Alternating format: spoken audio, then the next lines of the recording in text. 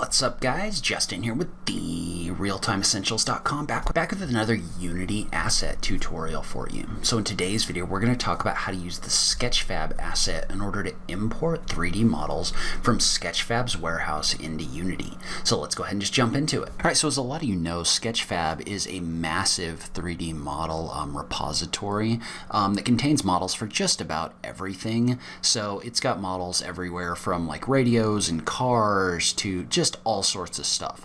So it's probably one of the larger places on the internet to download 3D models. It also has a large free model area that you can download models as well. You can also buy models if there's something that you want in there too, but it's just a massive repository of models. Well, what I wanted to talk about today is there's actually an asset that they've put out that allows you to bring in 3D models from SketchFab directly into Unity. And so this one's a little bit funky, and so right now it's in the Unity asset store, right? Like you can go in the asset store, you can search for SketchFab for Unity, and you can download it. But best as I can tell, based on some of the recent reviews and everything else, this is not the newest version. So the newest version doesn't look like it's been updated in here. So if you try to download the one from the asset store, it's not really working. So what you can do instead, though, is you can go to their GitHub page right here, which I will link to in the notes down below, and you can download the newest version from GitHub. So what we want to do, right, is it just comes in a Unity package file. So we're just going to download this package file. We're going to bring it into Unity. All right, so let's jump over into Unity, and so we'll just use the sample scene right here for right now. Well, what we need to do is, first off, we need to bring that asset in. And so we can do that by going to Assets, Import Package, Custom Package, and we just import that SketchFab package, which is going to look something like this, the SketchFab for Unity. I'm on version 1.2.1, but I'm going to click on Open. What that's going to do is that's going to allow us to import this. So we can click on Import. Well, what that's going to do is that's going to add a menu at the top of the page for SketchFab. All right, so now if you look at the top of the page under the SketchFab dropdown, there's options in here both to browse to SketchFab as well as to publish SketchFab. So if there's something you want to upload to SketchFab from Unity, you can do that. But in this case, let's go ahead and bring something in. So let's go to SketchFab, and we want to click on the button for Browse SketchFab. Well, what that's going to do is that's going to pop up a window right here where you can search for different things based on what you want to bring in. So notice you are going to need a SketchFab login in order to do that. That's free to create. But you can search for things like your models, things you've purchased, or free downloadable. You can also do a license search. So SketchFab is really good about listing the different license terms that are in there. So by attribution, non-commercial, all those different things. Those are all explained on the website. You can link back to the Creative Commons license structure, but you can search for those different things. And so let's just bring in a model from this page. So in this case, let's go with the Porsche Macan model right here. So notice how when you click on that, that's going to pop up a little window that gives you the option to view it on SketchFab, as well as importing it into our scene. And so if we click on the button right here, it's going to download our model. Notice there's an option in here to instantiate prefab into the current scene. Basically what that means is that this is going to bring an instance of that prefab into the scene if you check the box. So if you just want this to show up in your assets section and not in your actual scene, you don't need to check that. I'm going to go ahead and click on the checkbox right here. We're just going to download this into Unity. All right, so then I'm going to get a message right here that says that this has been successfully imported. So I'm going to go ahead and click on OK right here. We can go ahead and close out of the SketchFab stuff for right now.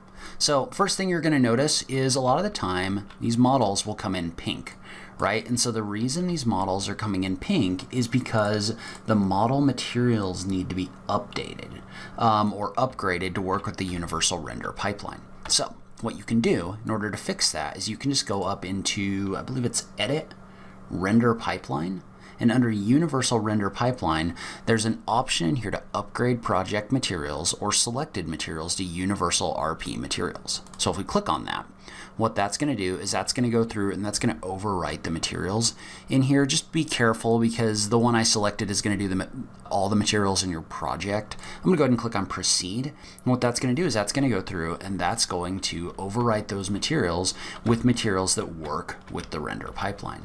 And so you can see how I was able to bring this this model in with no trouble whatsoever. And now I can use this model in my scene. Again, be careful with the actual license terms of what you're bringing in. Some of those require attribution. Some of those are just totally Creative Commons. You don't need to do anything. There's a lot of different things going on there. So just be aware of that. And notice how this brings these in. It brings this into the import folder, and notice that it creates a folder for that material. It actually brings in a file that tells you what the license is.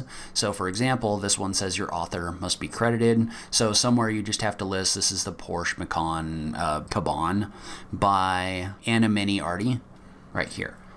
So that creates your prefab right here. That brings in all the associated textures. That brings in the meshes that are included in here. And that brings in the materials. So one other thing I wanted to talk about really quick is some models, like this Oldsmobile Cutlass model from, from Barbo.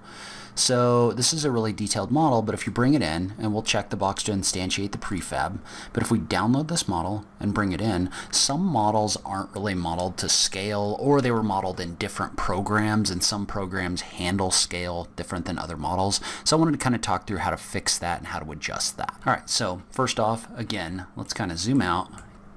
So let's make sure that we upgrade the materials. And so notice how this Oldsmobile Cutlass model came in way too big. Well, you can adjust this just by adjusting your model scale, like this. So notice how right now it's like dwarfing everything else in the scene. And so we just need to bring it down because it's also messing up the way the materials look. So in order to do that, you can just select the model over here and just adjust your scale. So you can do a 0.1, 0.1, 0.1. Just make sure you do it uniformly. And then we'll just go to a top-down view. We'll just move this so that it aligns, just like this. And we may need to bring it down even further, so it's probably still a little bit big. So maybe like 0.05. There we go. And now our model size is kind of aligned. And then the last thing about a few of these models is sometimes their parts and pieces come in and the location isn't correct, right? So like for example, we've got these door handles over here. So the relative position of these door handles isn't correct.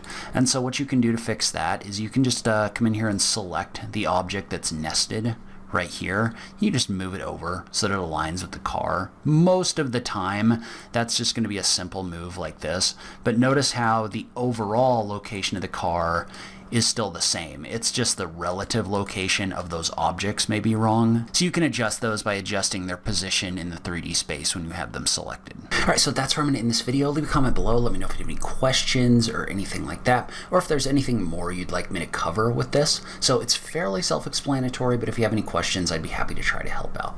But as always, thank you so much for taking the time to watch this. I really appreciate it, and I will catch you in the next video. Thanks, guys.